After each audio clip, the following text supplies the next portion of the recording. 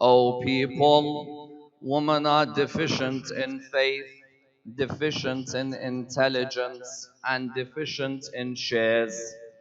As for their deficiency in faith, this can be seen from their abstention from prayer and fasting during the menstrual period. As for their deficiency in shares, that can be seen in that the share of the woman is half of that of the man. As for their deficiency in intelligence, this can be seen in that the witnessing of two women is equal to that of one man. Therefore, beware of the evil of woman. Be on your guard against them, even when they call you towards doing good, for they may lead you towards doing evil. The first of our salawat in honor of Rasulullah Muhammad sallallahu alayhi wa alihi wa sallam. Allah.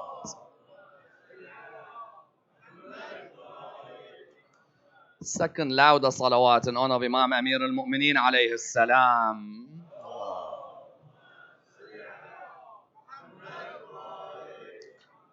Third, with your loudest voices in honor of the Imam of our time, Imam Sahib al-Asr wal-Zaman. Allah.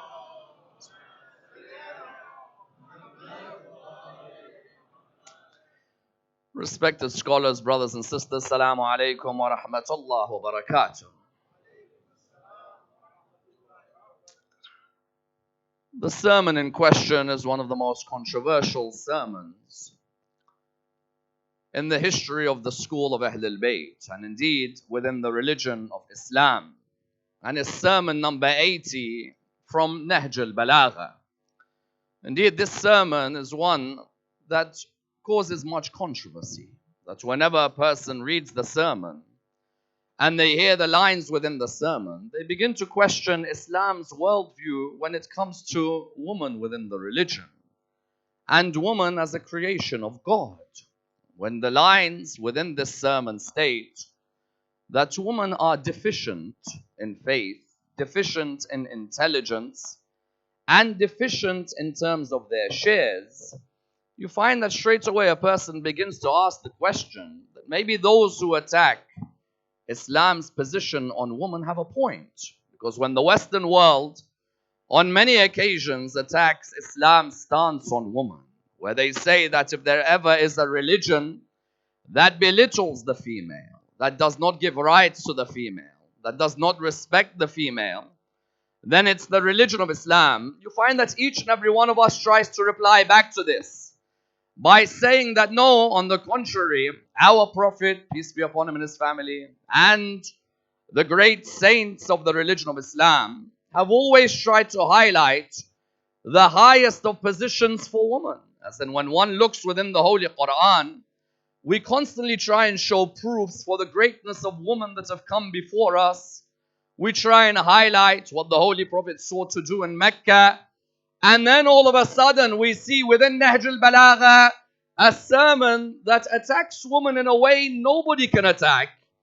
And therefore many people also begin to question their Imam.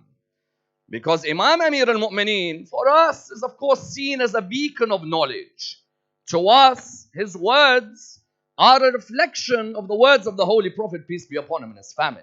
When the Holy Prophet states that I am the city of knowledge and Ali is its gate, it means that if any of you want to gain knowledge about what I came with in relation to the laws, the theology, the spirituality, then you go through Ali, son of Abu Talib. Then when we see a sermon like this in a book that is in virtually every household in the Shi'i world. Yes, many may not have opened the book, but the book collects dust quite nicely on the shelf, like the Quran does. And the Quran and Nahjul Balagha both will speak on the Day of Judgment about the way they were used more to make a person's house look good, rather for a person's life to build up. But in our houses, all of us have Nahjul Balagha. And therefore, when we come to looking within Nahjul Balagha, when Imam says, beware of the evil of woman, my mother is a woman, my sister is a woman, my aunt is a woman, my grandmother is a woman. All of these are part and parcel of my life. The religion of Islam says heaven lies underneath the feet of the mother. And here yet the Imam turns around and puts this on his head. That the Imam says, beware of even the good ones amongst them, supposedly attributed to him. That even the good ones, be careful of them. Because those good ones may be of those who guide you towards evil. Could such words emanate from Imam Ali alayhi salam? A major question. That would Imam Ali ever make lines like this? Some have tried to answer. There are still followers of Ahlul Bayt in the world today who believe that yes, if you look at women around us in the world today, there are women who, for example, may be immoral. There are women in the world today who may be destructive. There are women who may cause dissension between people. Therefore, there are some who say, yes, these are the words of Imam Ali. If Imam Ali says that women are deficient, then they are deficient. If Imam Ali says that they have a deficiency in their aql, a deficiency in their iman, and a deficiency in their hudud, then these are the words of a ma'soom. Because to many, Nahjul Balagha is the words of Imam Ali. So if Imam Ali alayhi salam says that women are deficient in faith, deficient in intelligence, and deficient in shares, that's something we have to accept the way we accept the Quran. If the Quran says something and Nahjul Balagha says something, then all of us have to accept this. How do we therefore reconcile this sermon in Nahjul Balagha? Is everything from the Nahj to be taken from the Imam or not? Tonight, I'd like to examine the sermon of deficiencies in order that we extrapolate an understanding of why this sermon was said and who actually said it. And I'd like to do this in the following stages. Number one, who compiled Nahjul Balagha? And what was the origin of this great personality in the school of Ahlul Bayt? Number two, is everything in Nahjul Balagha authentic?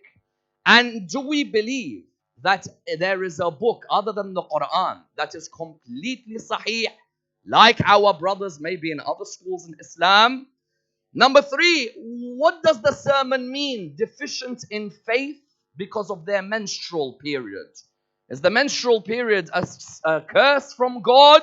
Or is it part of the physiology or the reproductive biology of the human? What does it mean when it says that they are deficient in intelligence? Why is it that it takes 2 female witnesses to equal 1 male? What does it mean when it says deficiency in shares? Why is it that the female gets half of the male? And is this acceptable? Would the Imam say, beware of the evil of woman? And if he wouldn't, why would this not be from the Imam? And how do we prove that it came from others rather than Amir al-Mu'mineen? And which marajih have said that this khutbah does not relate to Mawla? Let's examine this and dissect the topic in complete depth. If you ask many Shia who wrote Nahjul Balagha, they'll say to you, Imam Ali alayhi salam. Imam Ali did not write Nahjul Balagha. Nahjul Balagha was compiled by Sharif al-Radi. Sharif al-Radi and his brother Sharif al-Murtada are 2 of the beacons of the history of Ahlul Bayt alayhim salam. If you ask many Shia about the history of Shi'ism, many of us know the history of Shi'ism up till the ghaibah of our Imam. Do you agree? The moment the ghaibah happens, if you ask people about Mrs. Mufid and Saduq, and you ask them about Murtada and Radi and Hilli, and people like Ibn Junayd and others, such as Shaheed al-Awwal, Shaheed al-Thani, and the others of this ilk, many do not know. That's 1,000 years of our history that we do not know. And the Imams of Ahlul Bayt lived for just over 300 years. Many of them we know about. But after the ghaibah of the Imams, there were certain ulama who preserved the school of Ahlul Bayt. 2 of them were brothers. From one side, from the line of Imam al-Kadhim. From the other, from the line of Imam Zayn al-Abidin, salawatullah wa salamuhu alayhima. Allahumma salli ala Muhammad. And these 2, their mother wasn't just a mother. She was a scholar, not only a scholar, a lady who asked Sheikh al-Mufid to write a book on the fiqh for females. As in many times we have the fiqh for males. But how about the fiqh for females? She said to Sheikh al-Mufid, write a book on the fiqh for females. He wrote a book called Ahkam al-Nisa. That book was written because the ladies of the community wanted to highlight that we want to gain as much ilm as you, the men.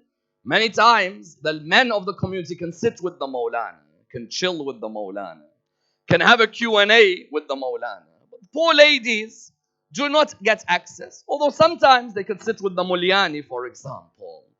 You find that Sharif al-Radi and Murtada, their mother, because of her piety, one day an incident happens that leads to the glory of their births. Sheikh al-Mufid was on the Karkh area within Baghdad. You know the Karkh area. If you hear someone whose surname is Karkhi, Karkhi refers to this area in the outskirts of Baghdad. He was there and he had a dream. In his dream, he saw Fatima al-Zahra, salawatullah wa salamu alayha. Allahumma salli ala Muhammad wa Muhammad, coming to him with Imam al-Hasan and with Imam al-Husayn.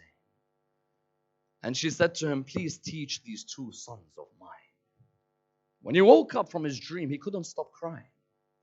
How is it that I teach the Imams of Ahl al-Bayt and I'm visited by who? By Fatima al-Zahra. That moment, a door knocks. A lady comes and she says, Salaamu alaykum wa alaykum salam.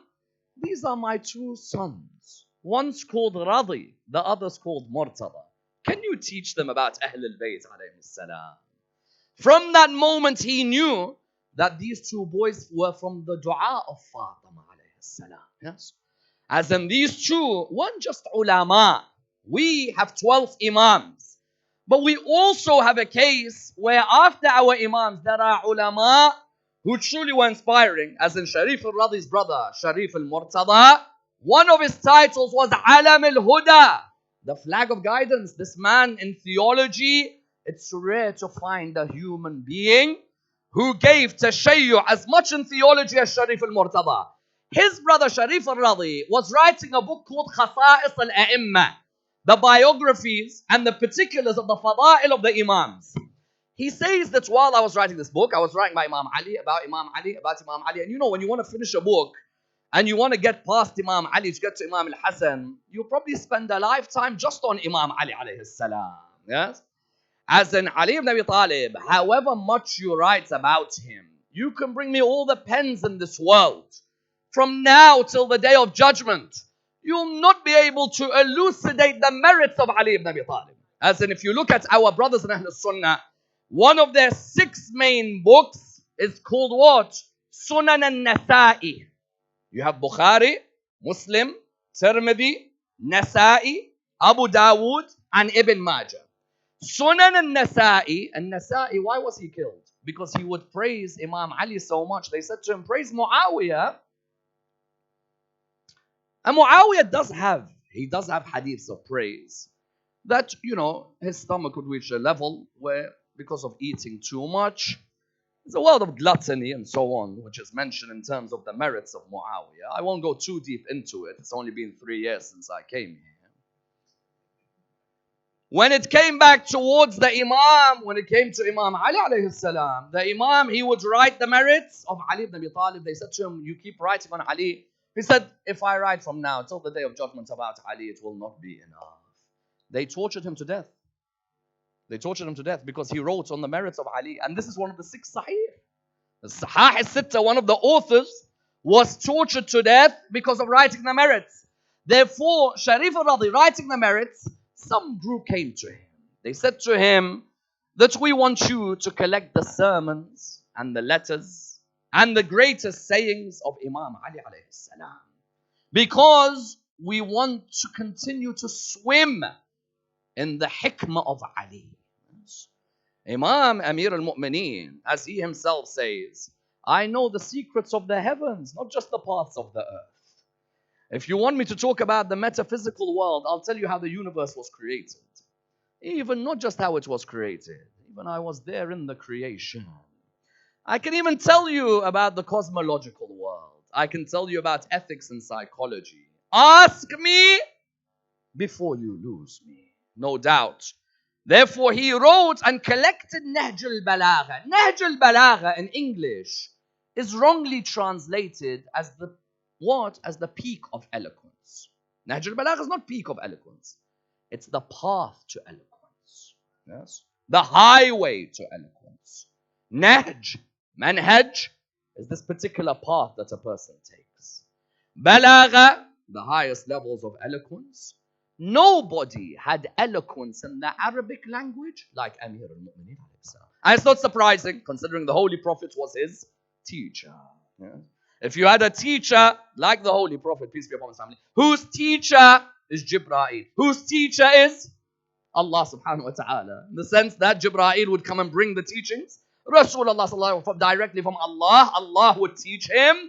You find therefore that Imam Ali, all of these, Nahjul Balagha, was a collection of his greatest Arabic sermons. Because you know, the origin of Arabic grammar is Imam Ali alayhi salam. People say Abu al-Aswad al-Du'ali, from Imam Ali alayhi salam, he learned the origin of the Arabic language. And that's why when they come to Imam Ali and they say to him, Mawla, we want to ask you a question. You're so great in Arabic and you are Nahjul Balagha. Then give us a sermon where there isn't a single letter with a dot on top. In Arabic, can you have a letter without a dot on top and have a lecture on it? That's like you saying to me, give a lecture tonight, but you can't have a vowel in any word that you use. I'll be in no man's land. You tell me remove ba, remove ta, remove tha, remove jim, remove kha, remove... I can't remove those letters from a sermon. Imam gave a whole sermon without one letter with a dot on top. Imagine. Or a letter with a dot at the bottom. Then they said to him, okay, give a whole sermon without alif. You tell me now, said Ammar, give a sermon without the letter A. A whole lecture without the letter A. Can I? I can't. I just said can I? And already I have the A involved. Yes? Whereas when it comes to Imam Ali, gave a whole sermon without the letter alif. Go online, type sermon without dots. Type sermon without alif. You'll see both sermons, the most eloquent sermons. Therefore, Sharif al-Radi decided, let me collect all of these. These are treasures. And you know what Ibn Abil Hadith described Nahjul Balagha as? The words of Imam Ali. Above the creation, below the creator. Allah. Is there a better description? Above the creation, below the creator. Nobody could come near such words. And truly, when you look at the Arabic of Nahjul Balagha, the Arabic is pretty much impossible to read. You really have to be, you got to have mastered Nahu, Sarf, Balagha, inside out, for you to understand Nahjul Balagha. You look at the number of people who wrote a sharh of Nahjul Balagha, Sunni and Shia, because for someone from Ahl Sunnah, forget if I agree with everything. The Arabic alone is useful for a course. Many of the ulama of Ahl Sunnah, Ibn Abil Hadid, Al-Mu'tazili, Muhammad Abdu of the contemporary, you found that they wrote on Nahjul Balagha. They said, it doesn't matter about whether we agree with everything or no. No man can come in eloquence like Ali son of Abu Talib. Yes? Nobody. Therefore, the shuruh would all be written of Nahjul Balagha. The Shia ulama, many of them who are alive. You see Ayatollah Nasr, Makarim. You find, for example, of those of the past, such as Al-Bahrani. You find Abd al-Zahr al-Khatib. Others who have written brilliant commentaries on the Nahj. Now, because of this, when he compiled the Nahj, was his criteria the isnad of a sermon, the chain of the sermon? Or was his criteria how beautiful the Arabic was? Because when I come to a sermon in Nahjul Balagha, is Nahjul Balagha 100% sahih? We don't believe any book after the Quran is 100% sahih. I don't have a book called Sahih al-Kafi. I don't have a book called Sahih al-Nahjul Balagha. I don't have a book that I say is completely sahih. Why? Because there'll be a day where I have to come and put caveats to try and justify some of the nonsense in some of the literature. Yeah? If I see, for example, that there is a hadith where a prophet is punched or punches. Let's say a prophet punches somebody. Rasulullah or a prophet of Allah punches somebody. I'll think about my prophet punches somebody, maybe self-defense. What if he punches an angel? Would a prophet of Allah punch an angel? What if the prophet punches the angel of death? What if the prophet punches the angel of death and gives him a black eye? I haven't seen Noor get black eyes, I must admit. But when I see that, I have to make caveats. I have to make different explanations and so on. The only book which is completely authentic is the Quran. Do we all agree? The Holy Quran, Allah subhanahu wa ta'ala protected it and its authenticity with the ayah, Bismillah ar-Rahman ar-Rahim in Surah 15 verse 9, إِنَّا نَحْنُ نَزَّلْنَا الذِّكْرَ وَإِنَّا لَهُ لَحَافِظُونَ. We verily send down the reminder and we are its protectors. And every year I hear the same thing. The Shia have a different Quran. The Shia have a different Quran. The Shia have a different Quran. Habibi, come have a look at my Quran here. Have a look. Have a look. It's published in Riyadh. The Quran here is published in Riyadh. Go and read my Quran. You say, I have a different Quran. My Quran was compiled in the time of Rasulullah. Peace be upon his family. My Quran was compiled when? In the time of the Prophet. Before what? Because some people say Quran was compiled after the Holy Prophet. No. Quran was compiled in the time of the Holy Prophet. Prophet supervised Imam Ali to compile the Quran. Some Muslims say no, Quran was compiled years after Rasulullah died. Then how could the Prophet say, I leave behind the Quran for you if it's not compiled yet? Is what am I leaving behind for you? Mind you, he left the walking Quran behind for us. Only those who know. But if the Prophet says, I leave behind for you the Quran, that means that the Quran was compiled in the time of the Holy Prophet. Someone says, but we have the Uthmani Codex, so Uthman compiled the Quran. Now, Uthman in his period, there were many Qurans around. Some had dots, some didn't have dots. They stuck to one codex for everybody to continue to live with. Otherwise, the Quran for me is the only authentic book. Nahjul, Balagha is open to question. Open to question through sincerity. Not because there's a sermon that attacks your idols. If there's a sermon in Nahjul Balagha that attacks the sect's idols, you can't say that I don't agree with Nahjul Balagha because it's attacking my idols. If it's attacking your idols, then at the end of the day, it shows that in 25 years after the Prophet died, there was clearly a difference with what took place at Saqif and what took place at Ghadir. And why do we hold on to Ghadir? For what reason? Because Saqif meant every Tom, Dick and Harry could one day become a leader. Yazid could become a leader. Abu Bakr Baghdadi could become a leader. Anyone could become a leader. Ghadir is where Allah said, I choose the leaders. Not anybody else. I'm the one who chooses who the leaders are. So therefore, some say Nahjul Balagha not authentic because of a khutbah like Shaqshaqiyah, where Imam Ali alayhi salam talks about what happened after the Prophet died and what they did to the religion of Islam. Some say, I will not accept Nahjul. No, if we don't accept Nahjul Balagha as completely authentic, it's because there's no book except the Quran that's completely authentic. However, for us, as the followers of Ahlul Bayt, our books are all open to question. All of them. If there is a sermon in our books where the chain has people missing, then straight away we turn around and say, look, that sermon is not authentic if it's got certain people missing. If I say, for example, that I heard in Leicester Jama'at that something took place, and, for example, Arif heard, and, for example, Qasim, for example, Jibra'il, for example, Sam heard. If I say I've got a lovely chain there, I've got a chain of people in a good isnad. If there's someone missing in that chain, has been 60 years, 150 years missing, then there's... If you even just say, I heard it from so-and-so, but I'm not sure who it was, I heard that they said that. Imagine someone says, I heard that this came from Imam Ali. That's not useful for me. I heard that this came from Imam Ali alayhi salam. I'm not going to use such marasil. Likewise, if a sermon, this is important, contradicts the Quran. Ahlul Bayt said, our words, you make the Quran the criteria. Do we agree? If I see that something contradicts the Quran, Al-Muhammad would never contradict the Quran. Never. Al-Muhammad are the walking Qurans on the earth. They are part of the Thaqalain, Quran and Ahlul Bayt would not contradict. Therefore, when I come to this sermon where Imam Ali says, "Oh people, women are deficient in faith, deficient in intelligence, deficient in shares," let's see, firstly, break these down. Let's see whether there is a deficiency or not. And would Mawla say that or no? Women are deficient in faith. Why? Because of their menstrual period. It means that they stay away from prayer and fasting. As you know, a lady does not pray or fast when it comes to the monthly cycle. Which one does she have to repeat? She has to repeat the fasts. Do we agree? She doesn't repeat the prayers. Some might say, wait, prayer is the most important thing in this religion. And all of you know the story when Abu Hanifa tells our sixth Imam, when Imam asked him, what's greater, prayer or fasting?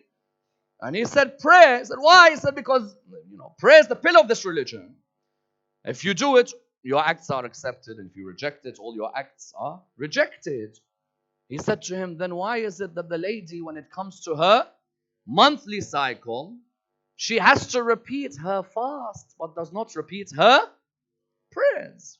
So lady, when it comes to the monthly cycle, does not have to repeat the prayers, but she has to repeat the fast. I ask you, this monthly cycle is a curse from Allah subhanahu wa ta'ala. As in, if we were to say that Imam Ali says that women are deficient in faith because of their abstention from prayer and fasting in monthly cycle, the abstention was because of the woman or Allah's decision? Allah subhanahu wa ta'ala is the one who initiated a law. In that law, He said you have to stay away from fasting and you have to stay away from prayer. I ask you, that lady who is in her monthly cycle, can she still have strong iman when she's in her monthly cycle? Let me give you an example. One of the most mustahab acts for a lady to perform, because when you're in the monthly cycle, you can't pray. Do you know what's mustahab to do? At salah time, to sit on the prayer mat and just do tasbih. She cannot pray. It's haram for her to pray. But she can sit on the prayer mat and she could do tasbih to show Allah subhanahu wa ta'ala in a way that's my connection with you. I love salah. I cannot pray but it's mustahab that at Maghrib time, the amount that she normally prays, say, her salah is 7 minutes, 10 minutes. Actually, ladies' salah is longer than men. Men is like 2 minutes and done. Ladies, mashallah, our grandmas, you see them in the musalla, they're ready to do tasbih. They're ready. That lady sits there, it's mustahab. Now I ask you, is there a naqas in her iman, in her faith, when this lady sits there on the prayer mat? Someone asked the question that in the menstrual cycle, is the lady allowed to go to the graveyard? No problem. Lady can go to the graveyard in the menstrual cycle. And I know in our communities sometimes, you find some people say that if a lady is in her menstrual cycle, she cannot go to the qabristan. Where this is from, I do not know. Our brothers in Ahl Sunnah have similar opinions like this that can be problematic. But for us, a lady can go to the graveyard in her menstrual cycle. If you go to the graveyard, what are you going to do? Can she read Quran? If she's in her menstrual cycle, of course she can. She can read the Quran, except the ayahs of sajda. There's the wajib ayahs where you have to go down in sujood. May Allah never show you them in Hajj. For some reason, every year I went to Hajj, he has to read an ayah with sujood. I said, Abadya, give me a break. There's no other ayah to read. Have to all of us go down. There's one guy still in ruku', the other is in sujood. The other's got baffled because he doesn't know where he's walked in. A lady can pick up the Quran in her monthly cycle. Can that lady read the Quran? She can read the Quran, but she cannot touch the words of the Quran. Like the man, when the man is in a state of janaba as well. Further than that, can a lady go in ziyarah? Can she go ziyarah to the maraqid of Ahlul Bayt? Because these are all showing that this line cannot be from Imam Ali. Imam Ali alayhi salam will not contradict the laws that he himself has discussed, which show iman at its highest. There are many ladies who go on ziyarah. Can you go on ziyarah in your monthly cycle? Meaning that can I head towards Karbala in my monthly cycle? I can head towards Karbala in my monthly cycle. I can be in the sahan on the outside of the Haram of Ahlul Bayt in my monthly cycle, I can be in that sahan, but I cannot go near the area of the grave of Abi Abdullah and of the Imams of Ahlul Bayt alayhi salam. Some say that you can walk straight in and out rather than sitting over there. Therefore, I ask all of you, when they say that Imam Ali said, women are deficient in Iman, aren't these all areas of Iman? A lady in her monthly cycle can read the Quran. A lady in her monthly cycle can go and visit the Qabristan. A lady in her monthly cycle can sit by the Musalla, even if she doesn't pray. She can sit there and she's able to. All of these. And further than that, I ask you, just because you have a monthly period, how does that affect Iman? How is that a moral deficiency? If someone has a monthly period, Iman is where? In the heart of the human. How is my biological affecting my heart? Iman is where? Islam is lip service. Ashhadu an la ilaha illallah. That's lips. Iman is in the qalb of the human. When somebody is going through a biological function in their body, how's that affecting my love of Allah? My love of Muhammad and Al Muhammad salawatullah wa salamuhu alayhima. Allah. Leicester Jama'at used to be known for its salawat, but it seems Sunday night we need a second louder salawat, inshallah.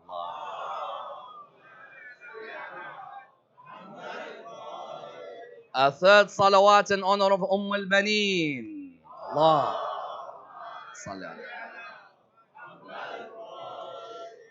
Therefore, that first line of the sermon said what? The first line said very clearly that, oh people, women are deficient in faith. Because of what? Because of the fact that they have their month. Imam Ali would not say that. That's number one. Number two, women are deficient in intelligence.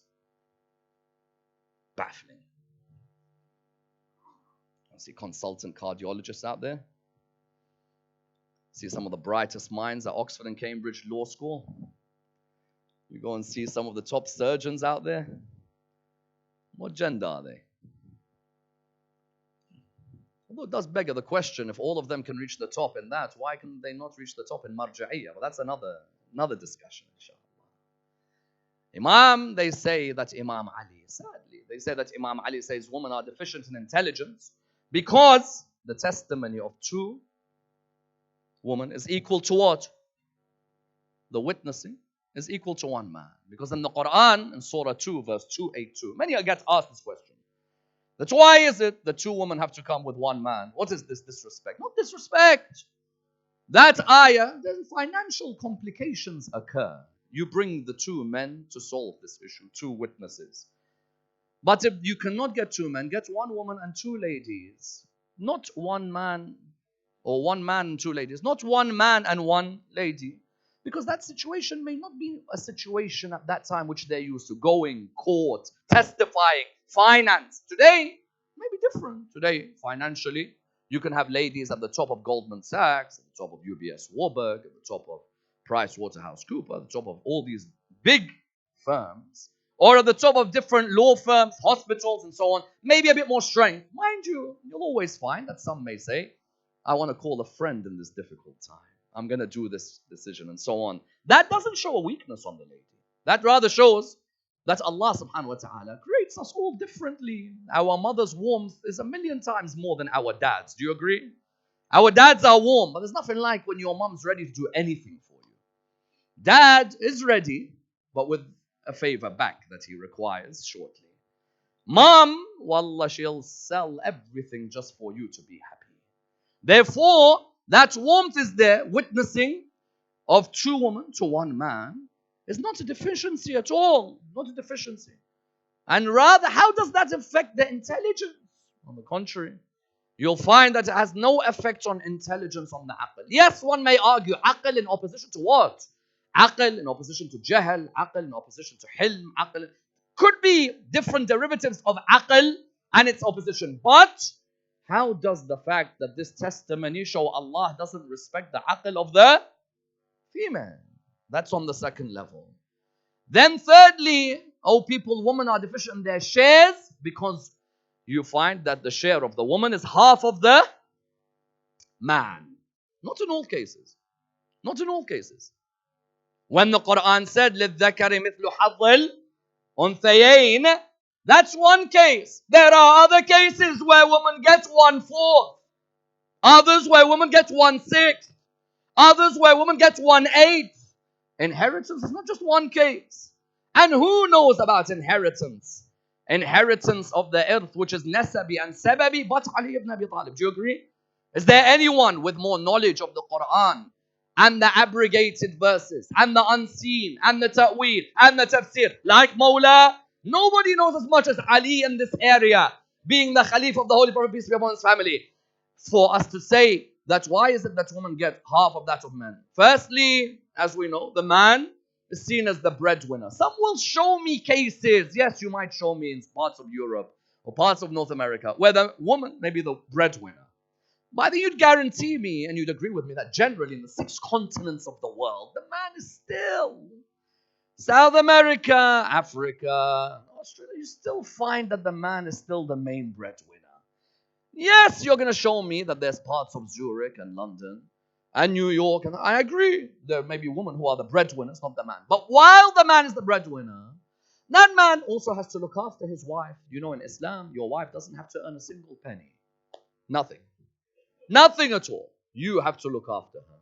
So in one way, it was to look after, protect the rights of the men. But on the other, if you have ladies who are to inherit, say for example, a Muslim lady, a widow, if she, for example, has no kids, 1/4 goes towards her. If she has kids, 1/8 goes towards her. Or a daughter, they say the daughter gets half of the brothers. What if she has no siblings? Then she gets half of the property. And then in the laws of Rad, you could give her the other half as well.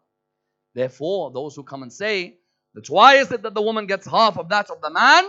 There are instances where she may get half of the man. Whereas there are other instances she can collect half herself, and even in the laws of Rad, she can collect the other half for herself. Therefore, with all of these, do these contradict what the laws are? Of course they do. There's no way that your shares in inheritance or any of these affect your iman or affect your aql. Therefore, with Imam, some turned around and said, Imam Ali didn't mean all women. He meant one woman. Again, this is wrong. Again, this is wrong. They say that Imam Ali was referring to the wife of the Prophet, Aisha. They say that he was referring to her. If he is referring to her, he has another sermon in Nahjul Balagha where he mentions her. When he says, Kuntum jundal mar'ah, you were the army of that woman, of that lady. In Sermon 13 of Nahjul Balagha, he says, you were the army of that lady. In this one, he says, women, all of them are deficient in faith, deficient in shares. There's a difference between the two. Because some people try to say, Imam Ali, at the Battle of Jamal, when Aisha raised an army against the Imam Ali turned around and he said, women are all deficient. On the contrary, it's not referring to her at all. Why isn't it referring to her at all? Because we have this sermon elsewhere, nothing to do with the Battle of Jamal. Imam Ali, he had supposedly others who had said this sermon, not him. And while they were giving the sermon, supposedly at the end of that sermon, they were talking about ethics and so on. Nothing to do with the Battle of Jamal. Those who try and say, because I know in Nahjul Balagha it's written, and this was after the Battle of Jamal. Nothing to do with the Battle of Jamal. Someone asks, is it in Shi'i books, this sermon? Because if I find it in Nahjul Balagha, if I find it in another Shi'i book, then it must be somewhat authentic, because it can't have that shuhra, that fame, and not be authentic. Al-Kafi, as we know, is the main Shi'i book of hadith. Do we agree? Al-Kafi of Shaykh al-Kulayni is the main book of Shi'i hadith. One line from this khutbah is in Al-Kafi. Just one line. Which line? Beware of the evil of woman. That line is understandable because Imam Ali in other hadiths says, beware of the evil of men. Sometimes, beware of the evil of woman. His death was because of a woman, if you know what I mean. Ibn Muljam loved a lady who told him, kill Ali and I will marry you. Beware of the evil of woman. So likewise, it says, beware of the evil of men. In Al-Kafi, the hadith is there that Imam Ali said, beware of the evil of woman. But did Imam Ali in Al-Kafi, I defy anyone to show me a Shi'i text, one Shi'i text of hadith literature, not Nahjul Balagha. Nahjul Balagha is Arabic literature. Do we agree? Nahjul Balagha is Arabic literature. Of course, the scope can be moral and theological, but Nahjul Balagha is Arabic. Show me Saduq, Mufid, Kulaini, any of our great ulama who have the sermon from Imam Ali. What do they have? They have one line. Beware of the evil of women. That one is there. Otherwise, Imam Ali is saying that women are deficient in faith, deficient in their aql, deficient in their shares. That is nowhere to be seen within our literature. Can you find something similar in Sahih al-Bukhari? It's there. That's there. Can you find it maybe in the works of others like Ibn al-Jawzi and other scholars of other schools in Islam? They have lines which are similar. But in our school, you have one of our four Maraja and Najaf, may Allah lengthen their lives. Ayatollah al-Sistani and Ayatollah al-Hakim, Ayatollah Bashir al-Najafi, and we have Ayatollah Ishaq Fayyad. Yes, Ishaq Fayyad, one of the great students of Ayatollah al-Khoi, may Allah bless his soul. Ayatollah al-Fayyad says that this sermon attributed to Imam Ali are not the words of Imam Ali alayhi salam. See, if you say it, people will not accept. But when you say Ayatollah al-Fayyad says it, people will accept because that's an authority figure. And he says that does not come from the Imam. Why? Because number one, contradicts the Quran, and Imam Ali would never contradict the Quran. The Quran talks of the woman and praises them highly.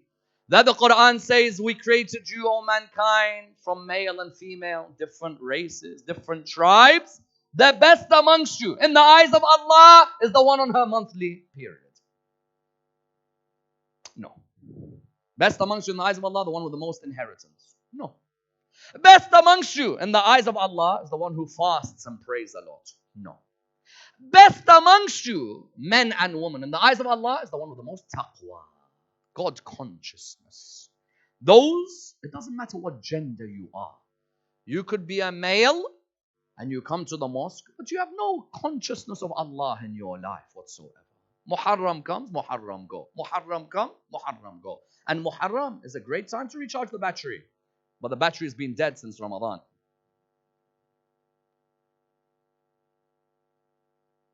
If you meet someone who has not come to the mosque for 4 months since the 23rd night of Ramadan, and then he comes in Muharram, like the iPhone battery goes tick, tick, tick, tick, tick, and then you're dying to find the charger. There's no wonder people's souls die.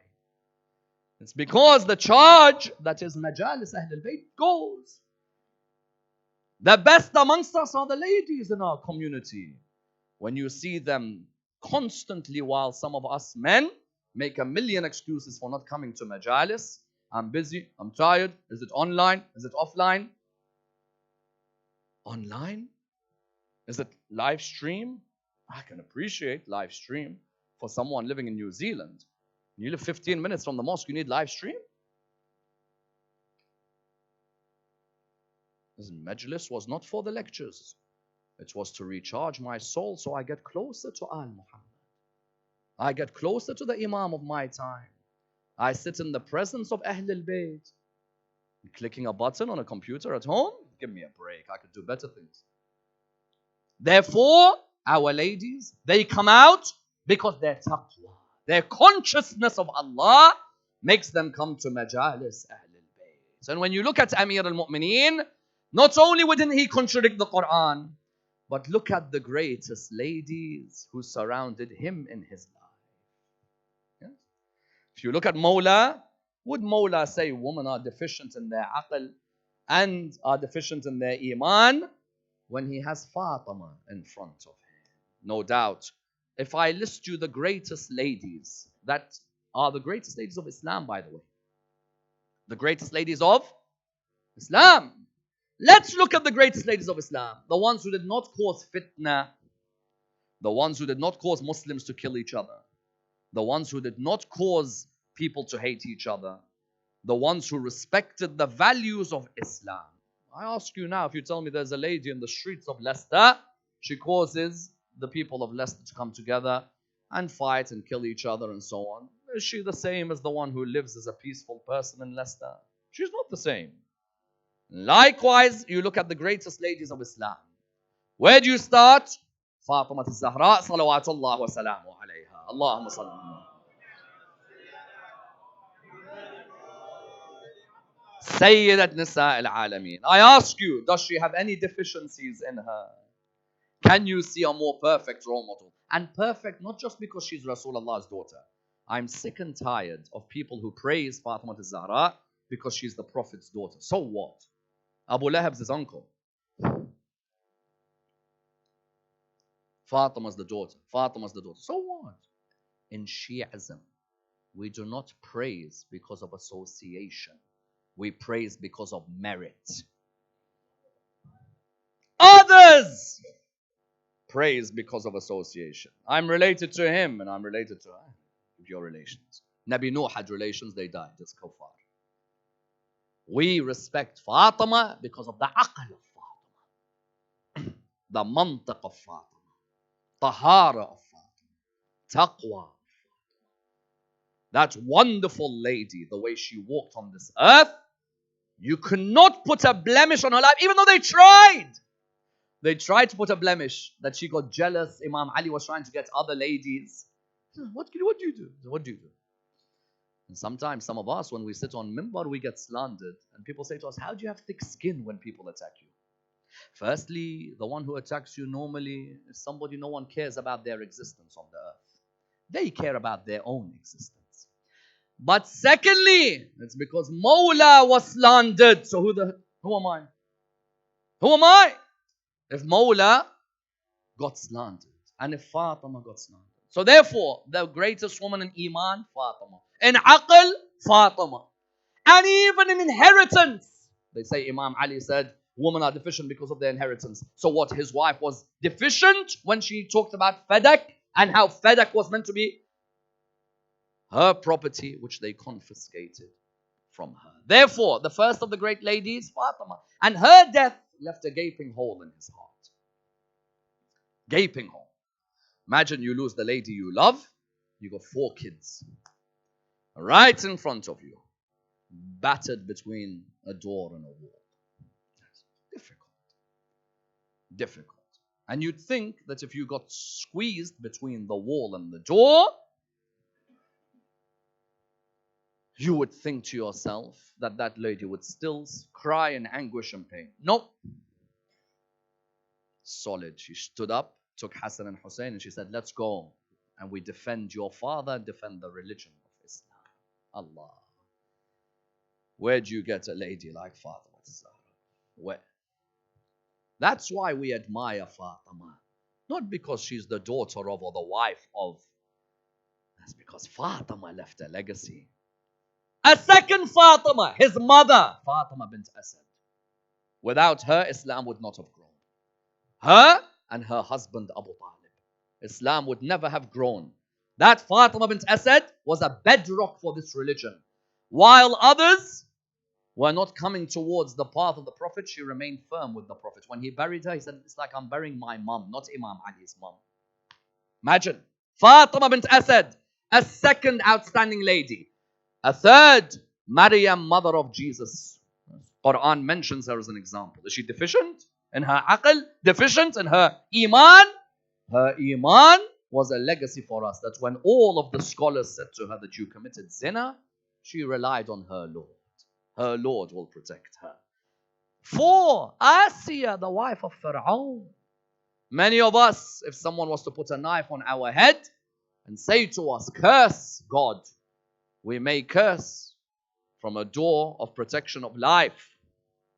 Pharaoh said to her, you believe in me as God? She said, no.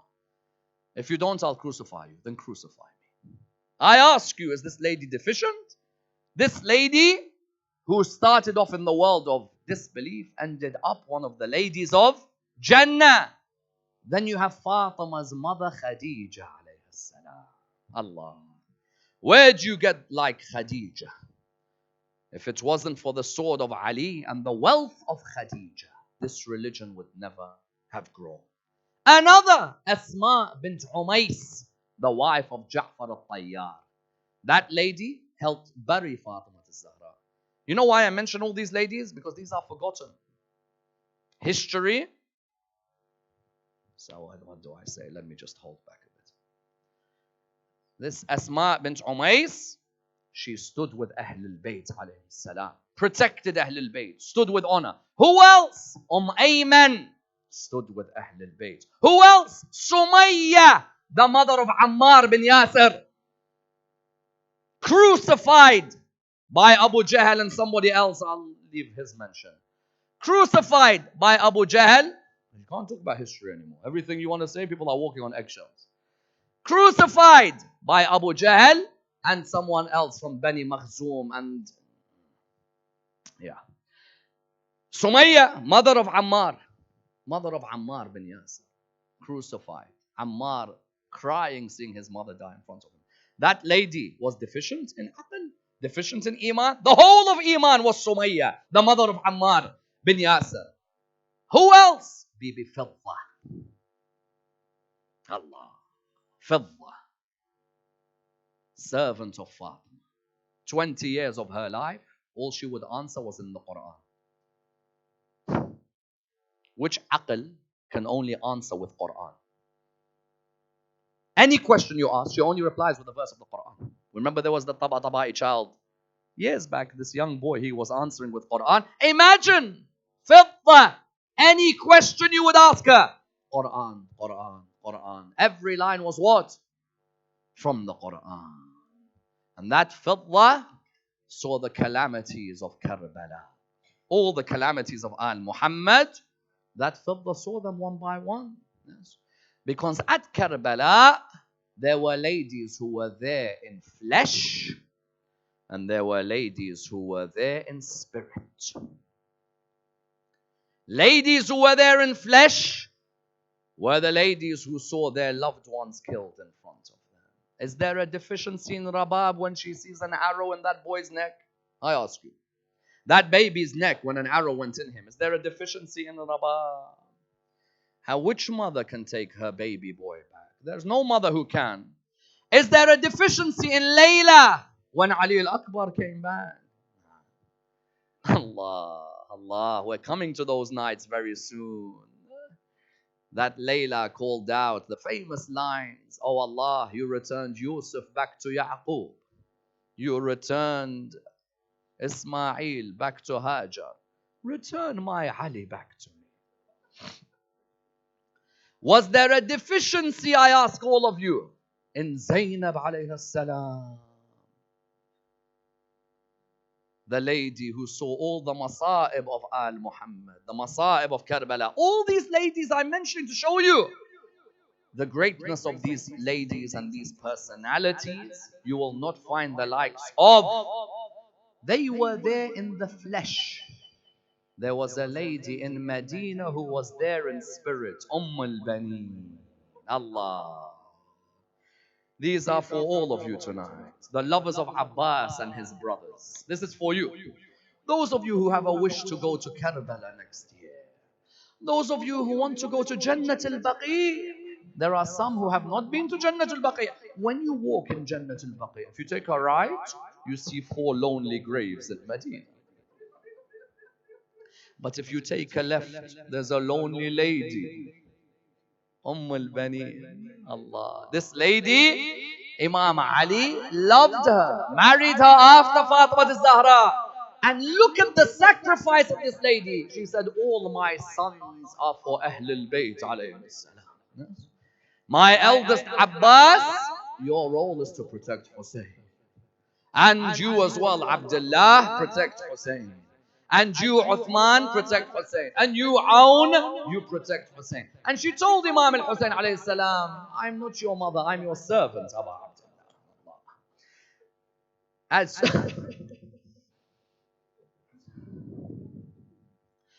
As Abbas was leaving, he turned around and looked at his mother. She said to him, Abul Fadl, make me proud.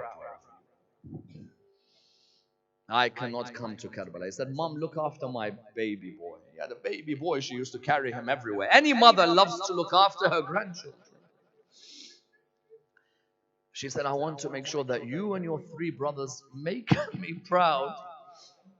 That when I meet Fatima al-Zahra, she will say, your boys made us proud that day. And the last thing she did was look at Abbas's arms as he was walking. And Abu al-Fadl left, and the other 3 brothers left, and they all headed towards Karbala. When? A few months before Karbala. Do you know how hard it is for a mom not hearing how her boys are?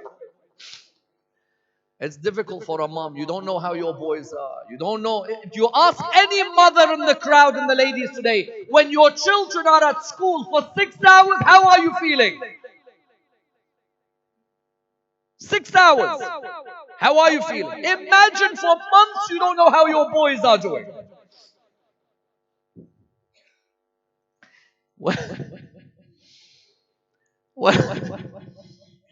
Whenever anybody would come back towards Medina, she says, is there any news? Believe you me, this lady, whenever you're in trouble, read a Fatiha. In her honor, Allah will get you out of the difficulty. Fatiha for al-Banin. Allah loved this lady. Any news? No news. Any news? No news. It got to Muharram. Any news? No news. Have you seen Husayn? No news. There's no news, no news. 10th of Muharram, any news? Salama saw the dust or the clay in her house turn red. Allahu Akbar. And even her, al-Banin, she felt something. Something's happened. Little does she know, her boy's right eye is gone. Allahu Akbar. Harmala bin Kahil with one arrow took the right eye of Abu al-Fadl. One arrow, like he took the 6-month-old baby's neck, he took Abu al-Fadl's right eye. Allahu Akbar. She doesn't know what's happening. How's her boys? And so on. She waited. It was after Ashura. Some news appeared that Zainab is in Kufa.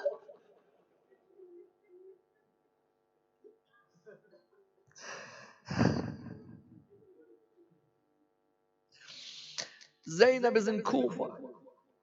No problem. Tell me what's happening. What's the news? Does she know Zainab is in ropes in Kufa or no? Then she hears there's a group of, but nothing. There's no concrete news. Some news had reached Jabir bin Abdullah al-Ansari. He said, I'm setting off to Karbala. The mother still doesn't know what's happening. May Allah never show a mother this situation. Until somebody came, he said, I have news from Karbala. Who was it? Bishr bin Hadlam. He called out, I have some news from Karbala. They said to him, what is it? He said, I have some news about what took place over there. He says, all of a sudden a lady came to me. She was holding a young baby boy. She said to me, what news do you have from Karbala? He said to her, who are you? Who is she? They said, you don't know who she is? He said, oh, I don't know who she is. They said to him, that's al-Banin. He looked towards her, and the tears began to flow. She knew there was a piece of news about to come, but I want you to focus on her words, because look at the self-sacrifice of this lady. Any mother would only be concerned about her boys. Her concern was one man, because he looked towards her. He said, may Allah give you patience over the death of your son Abdullah. She looked at him and she said, tell me about Abba Abdullah. May Allah give you patience over the death of your son Uthman. She looked at him and she said to him, tell me about Abba Abdullah. May Allah give you patience over the death of your son Ja'far. He said to her, may Allah give you that patience. She said, tell me about Abu Abdullah. Then he looked towards her. She knew what was coming. He said to her, may Allah give you patience over the death of your son Balagha. May Allah give you patience over the death of your son Abbas. The moment she heard Abbas's name, her baby fell on the ground. She fell with the baby. Then she got back up and she said, tell me about Abu Abdullah. Tell me. Wallah, if you gave me, listen to these lines. Wallah, if you gave me all the heavens and all the earth, and you gave me 70 Abbas, I'd swap all of them to see the head of Abu Abdullah. I ask you, which lady would say these lines? If you gave me the heavens and the earth, and you gave me not one Abbas, 70 Abbas, I'd swap all of them to see the head of Abu Abdullah. A month later or so, Sayyidah Zainab returned back. When Sayyidah Zainab returned back, she went inside the house. Fidda was with her inside the house. Sayyidah Zainab said, Fidda, anyone who knocks on the door, tell them that I cannot see them now. All of a sudden, they heard a knock on the door. Fidda went towards the door. Who did she open up and see? She saw al-Baneen in front of her. She turned around and she said, my lady Zainab. She said to her, yes. And she said, you said to me, tell all of them to leave. She said, yes. She said, but I have Abbas's mother at the door. The moment Zainab heard it was al-Baneen, she ran towards the door. al-Baneen ran towards Zainab. What did Zainab call out? She called out, Wa Abbasa. But what did al-Baneen call out? Wa Husayn.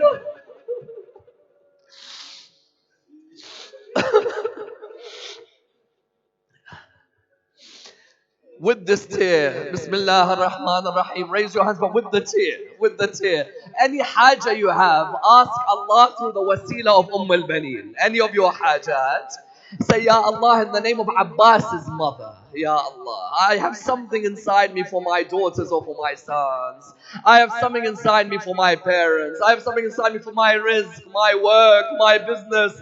I have a health issue. Say, Ya Allah, I'm asking you in the name of Baneen, alayhi salam. Ya Allah, allow us to receive the shafa'ah of Baneen. Ya Allah, allow us to perform the ziyarah of Baneen. Allow us to sit in Jannatul Baqi' next to Baneen. Ya Allah, allow us to hold the grave of the sons of Baneen in Karbala. We pray to Allah subhanahu wa ta'ala for all our sisters. Allah gives them strength and perseverance. We pray to Allah subhanahu wa ta'ala the Surah Al-Fatiha, but before it, the loudest of your salawat. Allahumma salli.